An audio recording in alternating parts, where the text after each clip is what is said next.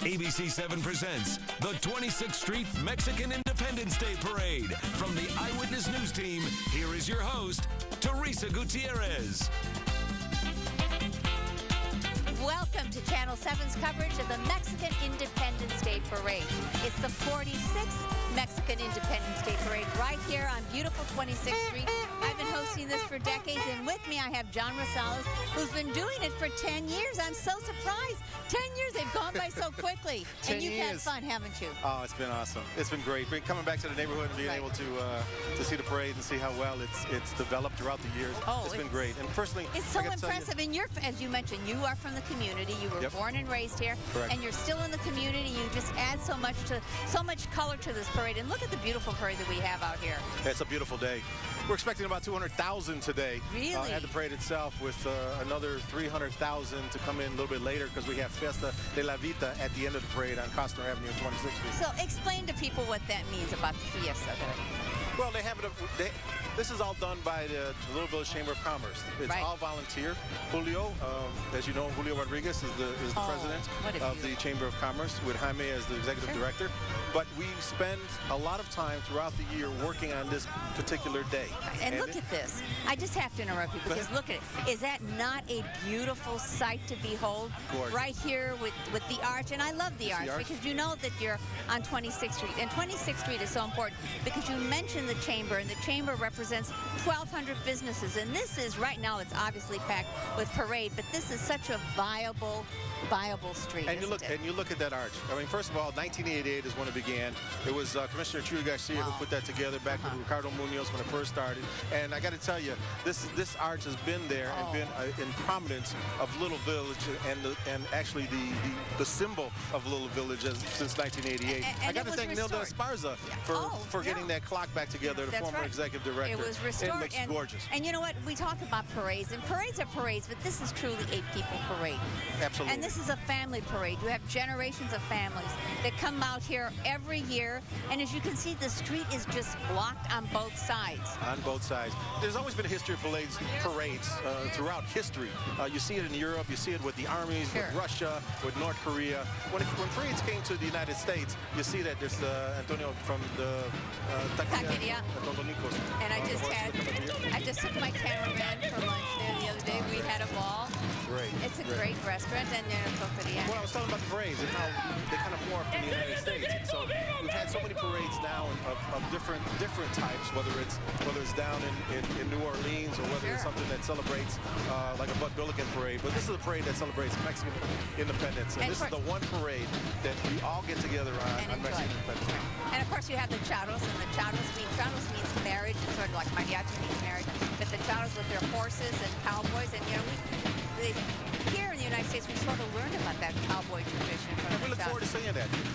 We talked about this before, Teresa, that, you know, Mexico's only like a few hours away by plane. So, you know, we try to bring our cultures back in here, and we definitely look forward to seeing it on this day. Banda de Guerra de Mexico. I'd like to thank them for being here because it's never a parade without the banda. No, and you know what? What's a parade without a band? Did you ever play in a band? I did. One time, we had a band on 26th and Central Park. It wasn't a band. We were just actually in the parade, and I was playing the drums, and I was very poor. So you were a drummer. Yeah, I was poor, but it looked cool to have drumsticks walking down 26th Street. So that's why I did it. It was too hard to carry that big guitar. Look at the beautiful costumes. My gosh. I love the ones, especially with all the embroidery and all those stones on them. Well, the chamber tries Tina Poblana. The chamber tries to grab costumes from each of the counties, each of the states of Mexico, the 32 states, and so every state is different. Absolutely. And every state has, you know, different costumes and different food. Of course, I'm a big mole eater. I love good mole, you know. But look at that. These are the princesses now. Oh my gosh, they're beautiful. Look at them. They have to be freezing. Excuse me, they're models. They're models? Yes. Oh. Edgar told me in my ear here. They're models. Oh, so they're models, and they're wearing the different costumes from the different states, from the 32 states. Look at how beautiful that looks. My mother had a beautiful, and I mentioned it before, Tina Poblana dress, and I tried to clean it for her, and I dumped it in a bathtub, and of course it all melted. Oh. But they're expensive costumes. This is not cheap. You know, And they're beautiful, and some of the dances are magnificent that we see. Look at the little girls. They're the little princesses. Matt. Well, yeah, Matt was there this morning. Araceli Garcia Granados. She spoke a little bit about the organization at the Little Village Breakfast this morning and how they try to bring the two countries together to bring out the best in terms of a think tank. George S. Patton Jr., U.S. Army JROTC, Farragut Career Academy. Farragut's a wonderful school. It is. I got to have a shout out to Joe Soto, my friend from WVAZ, who went to Farragut, and we talk all the time and we argue about which had the best chicken unlimited in Little Village, whether it was the one on Pulaski or one on Kedzie. But there's a lot of folks from Little Village that came from here and have done well, and we'll be able to talk about them a little bit throughout the night. Really, that math float's a magnificent float. I love seeing the children, and the children look forward to this, and as you say, you prepare all year for it. Look at them. Now look at these young students, and you can see that they're very focused on what they are doing. We have some great young students in this community, and unfortunately, we don't always highlight them. Well, I got to tell you, the one thing that I find amazing in terms of our population, Teresa, you know, of the 1.9 million in the Chicagoland area, you know, 1.4 is under the age of 30. So when we look at our youth, I mean, that's going to be the generation that comes up. On that note, we're going to take a break, and we'll be back with more of the 46th Annual Mexican Independence Day Parade right after these brief messages.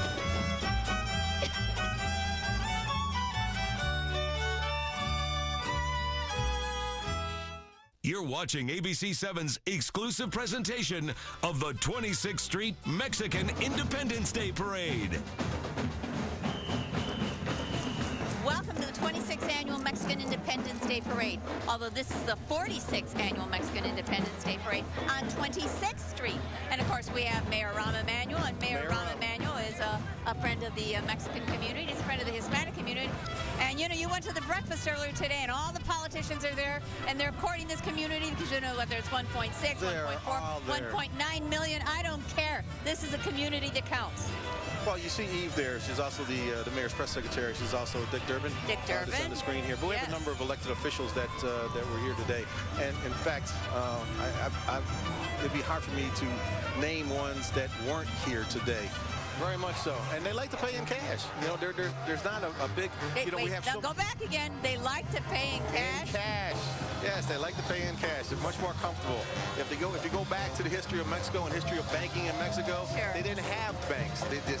There was no Bonnie and Clyde or Jesse James. There wouldn't be they had their own though. They wouldn't have any place to go because there weren't any banks in Mexico. Look at this. And now, because we have such a large population here in Little Village, over 66,000 residents in Little Village, we'll have so many banks on this street. We have at least 9 banks from the start of the parade to finish. MundoFOX 13, and that's a station where the Grand Marshal was on. You know, Marco Antonio Regil. Good looking. He is. Mexican television personality and game show host, born in Tijuana, Mexico.